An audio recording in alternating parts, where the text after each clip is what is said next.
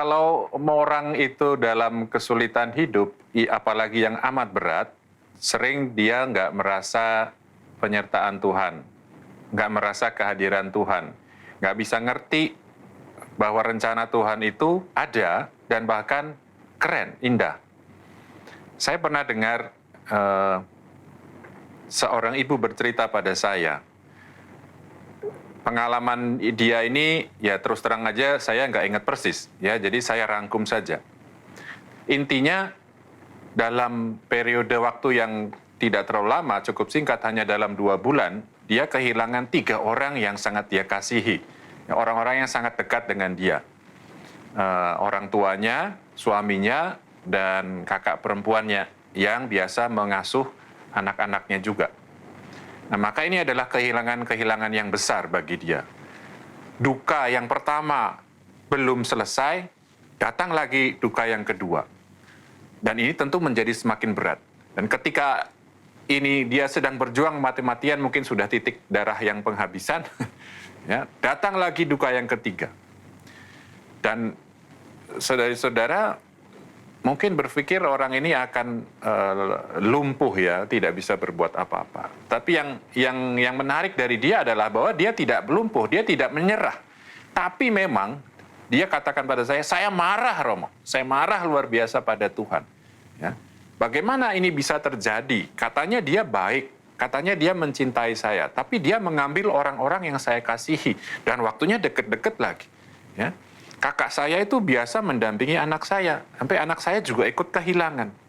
Suami saya itu adalah tulang punggung keluarga. Anak saya belum sukses semua, masih sekolah, masih kuliah. Bagaimana saya bisa membiayai mereka?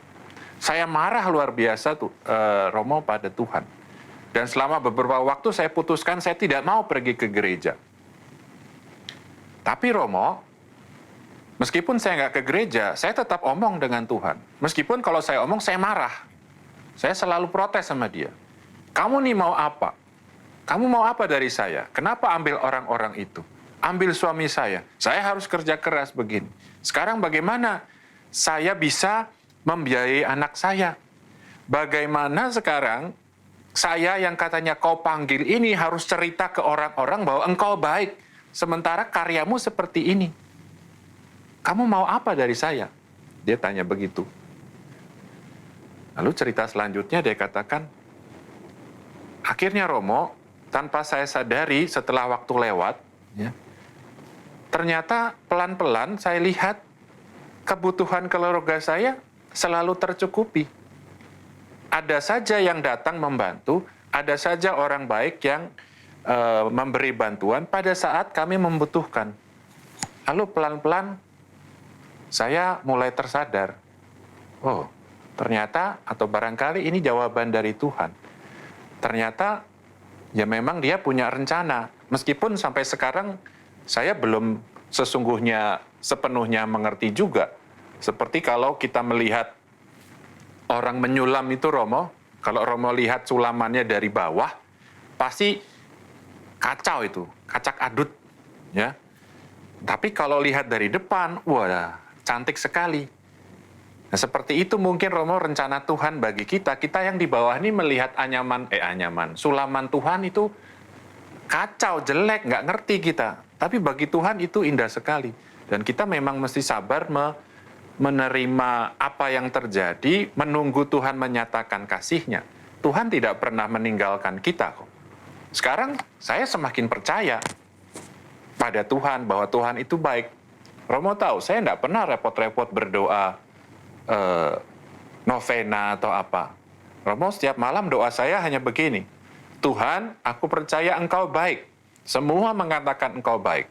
Maka karena Engkau baik, aku percayakan hidupku kepadamu. Tolong Engkau urus semua persoalanku hari ini dan hari esok. Sekarang saya mau tidur. Amin. Saya baru 1 kali dengar orang berdoa seperti itu. Dan itu bagi saya bukan doa yang kurang ajar. Itu ungkapan iman yang amat jujur, amat apa adanya. Dan dia sungguh-sungguh bergantung pada penyelenggaraan Tuhan. Dia tidak mau kalah dengan kesulitan-kesulitannya. Dia hanya ingin percaya bahwa Tuhan akan mengatur segalanya. Dan dia sungguh-sungguh melihat kehadiran Tuhan, penyertaan Tuhan dalam hidupnya. Ya. Saudara-saudara, bagi saya ini satu kesaksian yang amat kuat, amat powerful. Bagaimana orang beriman, bagaimana orang berelasi dengan Allah. Dia memang mengalami pergumulan, tetapi dia tidak lari, dia tidak meninggalkan Allah. Dia setia pada Allahnya, dia jujur dengan dirinya, dengan Allahnya, bahwa dia sedih, bahwa dia kehilangan, bahwa dia marah. Dia maki-maki, dia marah-marah, tetapi dia tetap terhubung. Dia tetap punya komunikasi dengan Allah. Dia tetap menganggap Allah pribadi yang dekat dengan dia, bahkan dia mintai pertanggungjawaban. Artinya dia masih menggantungkan hidupnya pada Allah. Dan pelan-pelan dia melihat bahwa Allah ada, tetap setia mendampingi, menyertai, dan punya rencana-rencana yang baik bagi hidupnya.